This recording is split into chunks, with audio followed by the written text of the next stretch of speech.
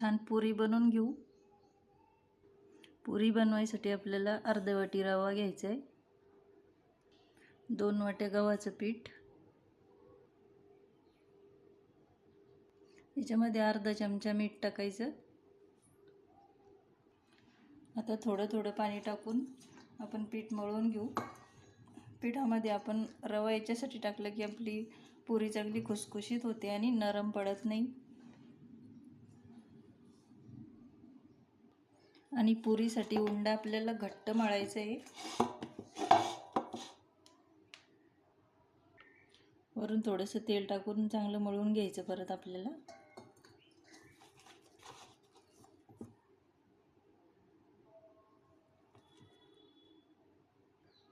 आता याला 5 मिनिटं झाकून ठेवून घेऊ।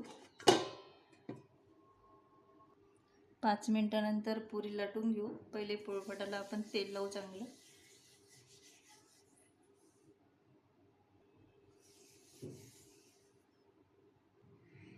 पुरी लाटून घेऊ आता।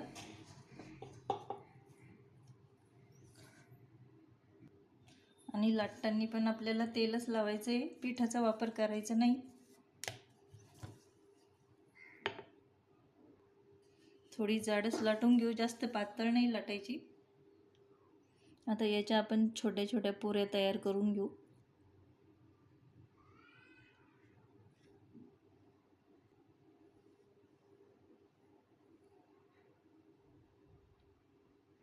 पुरी लाटताना पिठाचा वापर करायचा नाही, कारण पुरी मग कढईत जळते। आता या पुऱ्या आपण तळून घेऊ, कढईत तेल टाकू। आता एक एक करून आपण पुऱ्या तळून घेऊ। बघा कशी टम्म फुगायला लागले।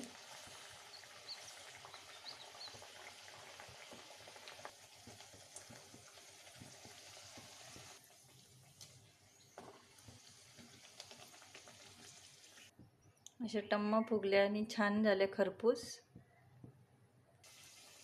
अशी छान खरपूस पुरी तयार झालेली आहे।